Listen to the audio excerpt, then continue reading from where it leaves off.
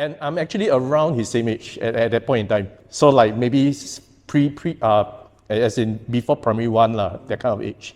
Then I'll see him walk past my room, but every time when he walks past my room, I cannot see his face on. But the most notable thing will be, right, he's wearing my favorite t-shirt. Yeah, then I'll be like, Then I'll quickly run to the cupboard, and then I'll open the cupboard and then see if my t-shirt is inside. True enough, the t-shirt will be there one. But every single time he will walk past my room and he will be wearing my t-shirt, and every time I cannot see his face. So this is since young. I'll always see this, right? And then the other thing that kind of like will jump out, right, is that my mom will always be like talking to somebody in her room, or basically when we don't see her, like she will be like maybe in the living room and she's in her room or in the kitchen. Maybe most of the time it's in the room that this happens. Then she'll be talking to someone. Then when we go inside and then ask her, who were you talking to? Oh, nobody nobody. I really don't feel good. I'm getting a... Is anyone here? What did you find? You are listening to Supernatural Confessions. Yeah, so that story, right, the one that I shared with in the earlier days of Supernatural, right, was when I was growing up, right, I always see this little boy appearing at my room doorway. Okay, so how it will happen, right, is like I will look at a little boy, and I'm actually around his same age at that point in time. So like maybe as in before primary one lah, that kind of age. Then I'll see him walk past my room, but every time when he walks past my room, I cannot see his face on. But the most notable thing will be, right, he's wearing my favorite t-shirt. Yeah, then I'll be like, Then I'll quickly run to the cupboard, and then I'll open the cupboard and then see if my t-shirt is inside. True enough, the t-shirt will be there one. But every single time he will walk past my room and he will be wearing my t-shirt, and every time I cannot see his face. So this is since young. I'll always see this, right? And then the other thing that kind of like will jump out, right, is that my mom will always be like talking to somebody in her room, or basically when we don't see her, like she will be like maybe in the living room and she's in her room or in the kitchen. Maybe most of the time it's in the room that this happens. Then she'll be talking to someone. Then when we go inside and then ask her, who were you talking to? Oh, nobody nobody. So that means she's talking to somebody, right? We only found out that she also saw the boy. In fact, she was talking to the boy when we moved to our new place. So this is our old place at Payoh, Lorong 8. So when we moved to our new place, then suddenly one day over lunch, I was like this is something I wanted to ask my mom. So I suddenly just popped the question to her, like say, was there something more to our old home? Then she was like, what are you trying to ask? I said, is there another little boy? Then you saw the boy also? Then I say, yeah. Then she said, yes. Then he's actually sharing your room with you. Okay, so as you know, you see the timeline is like, since I was young, I see the boy, right? Then until we shifted house to the new place, and then I asked her the question, and then she said, yes, there's this little boy. But in between, right, a lot of other things happened as well. Okay, so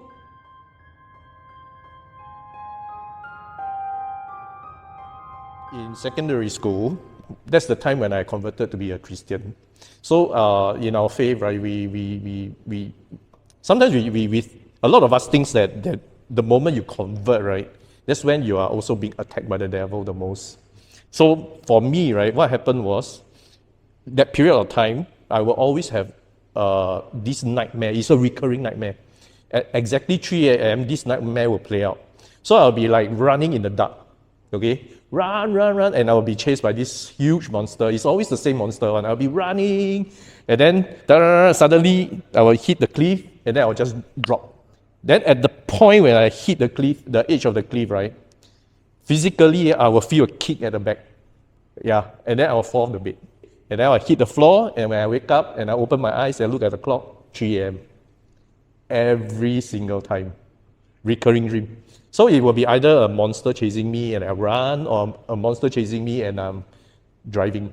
And I will drive, instead of dropping off a cliff, right? Now I will drive and hit into a wall.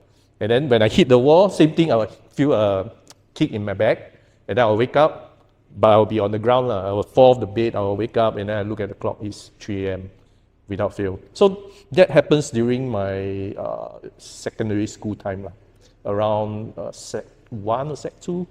Then it became so bad, it's like literally every night I fall off the bed. Yeah, for the whole period of time, like 1 year plus, maybe almost 2 years. Until one day when I decided, then I told my mom, because it became so bad, right? Every night I'm falling off the bed. Then I just told my mom, I said, hey, I'm always falling off the bed and waking up at 3 a.m. Then she's like, oh, okay. She's not like, well, what happened or what? She's like, oh, okay. We'll go and buy a bed for you. You know, because our bed is like maybe this height, right? Yeah. Then she will go and get those from the neighborhood furniture shop. Those roller beds, low one on rollers. Yeah. So she bought those and then she go and put it under my bed. Then she instructed me every night before you sleep, you just roll it out. Then I'll be like, okay. So when I roll out and sleep, from then on, right, I never got kicked off my bed anymore. But the funny thing is, at that point in time, you never realize also. The funny thing is, my bed is like that, right? I always fall off this side of the bed. But when we put the roller bed underneath the actual bed, right, I will roll it out this way, this side. Instead of where I'm going to fall off, right, to roll out, no, I roll out this side. Yeah, I mean, for safety reasons, yes, that's what you do.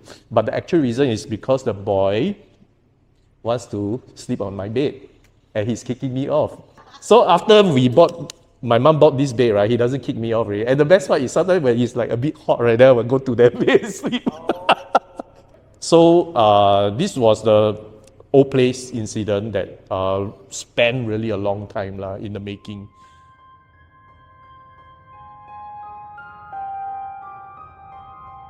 Came the year when I was Sec 3 and we're moving to our new place. He even told my mom that he wanted to follow us to go to the new place. Yeah, so my mom was like, no, you belong here, you don't follow us. So then I also kind of, because when we were shifting house, right, my parents actually did some kind of like prayers.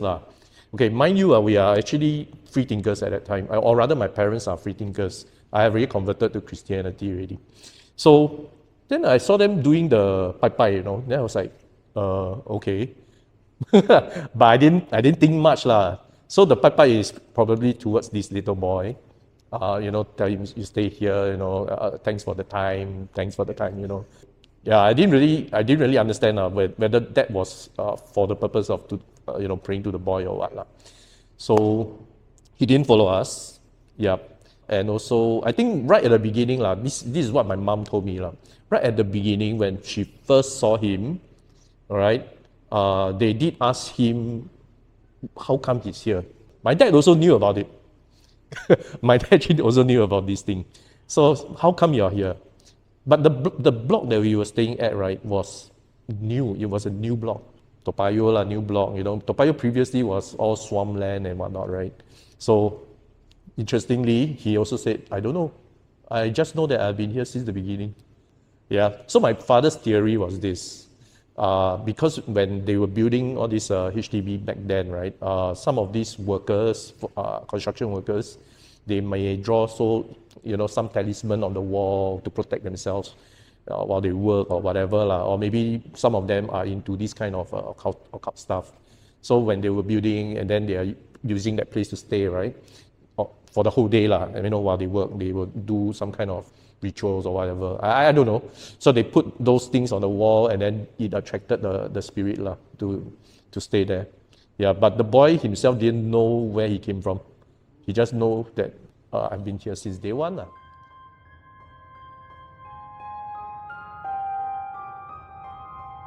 Now, that same house, the Lorong 8 house, when we were young again, I have a younger sister.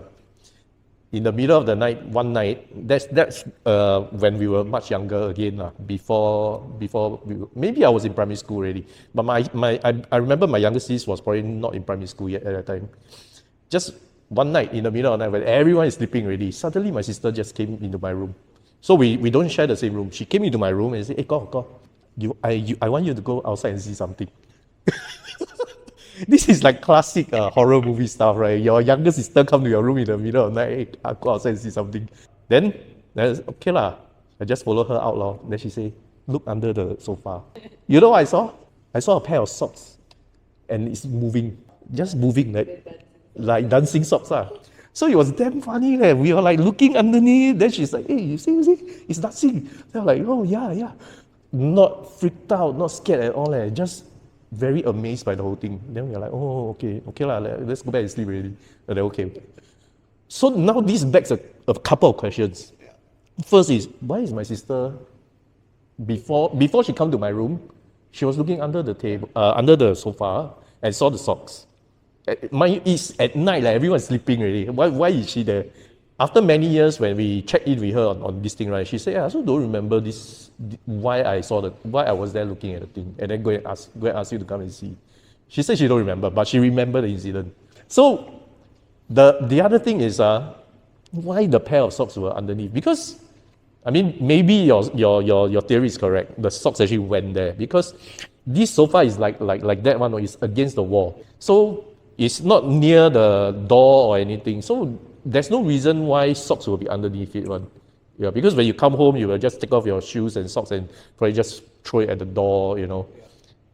For it to be there is, I mean, no reason. Then we are like, yeah. Anyway, I remembered when I woke up the next morning, I did go and take a look again. The socks weren't there anymore. I don't know. There was no socks basically. So we are like, I remember going there and check again no socks. White color. That's why it's very obvious. White color socks. It's normal socks. It's like literally you're seeing a pair of socks moving, like squiggling. Okay. Yeah, like I still can remember the image of the socks underneath and then moving.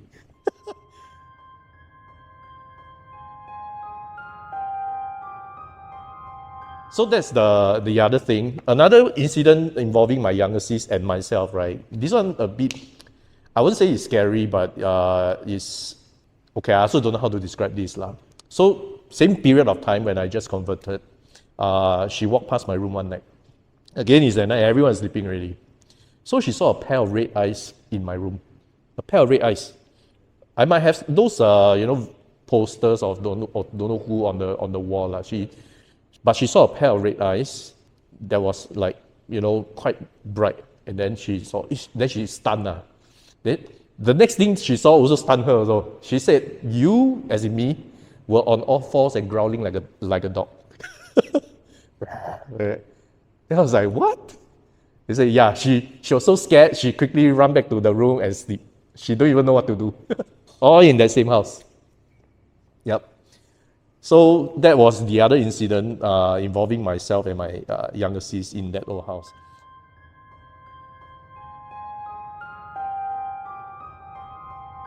Involved myself and my two sisters. So during it was examination period. That was the last exam that we are going to have while staying at that place. After this exam, during the school holidays comes around, we're going to move to our new place really. So that was really the last time we were going to spend any time studying down there already. You know the older houses, right? The kitchen is pretty big. So we had a dining table inside the kitchen. So dining table after dinner becomes what? The study table. Everybody sit there and study. So we studied there.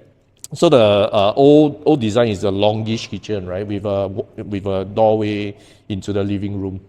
Right. So during exam period, what my mom would do is she won't watch TV in the living room, so not to distract us while we are doing our revision. She had a TV in her room, a much smaller one. That's why she prefers the living room one, which is bigger. But during exam, she will watch TV in her room, the smaller one. And then during commercial breaks, then she will come out and then check on us lah. So what happens is she will stare at the doorway and then she will look at us, study. And then, then go back. So of course, being kids, when you hear the door open and then she come out, then you pretend to study. So the lights in the living room will be off. So it's dark. So Channel 8 dramas back in those days, the late one, right, start at 9:30. So it's like really 9:30 until 10:30, I think, the timing. So we are like doing our studying lah. Then I was seated at the end of the table, and then I was facing the doorway of the kitchen to the living room. Then my elder sis was sitting at the other extreme end of the table, facing me. So her back is facing the doorway. Then my younger sis is sitting on this side. So as I was doing my revision, then suddenly I noticed like there's a movement at the doorway. So I looked up, and the thing that I caught in terms of what I saw, right, was a pretty tall figure. So my mom is not tall. My mom is like petite, small size. But this one's tall, and this thing has long hair. My mom has short hair, okay, and white color dress.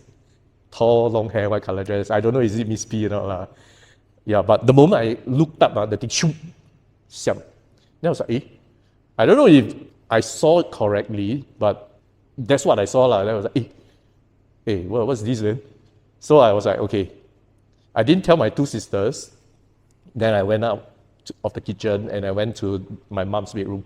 And then I went in. She was watching TV. Then I was like, did you come and check on us just now? She said, no, I didn't. I said, oh, okay. Haven't commercial break, why? Why you go and check on your, okay. Then I go out, and I'm like, wow, what did I just see? That was the last one that I experienced at the old place. At night, when we sleep, right, some of us will hear, the pathway in the middle, right?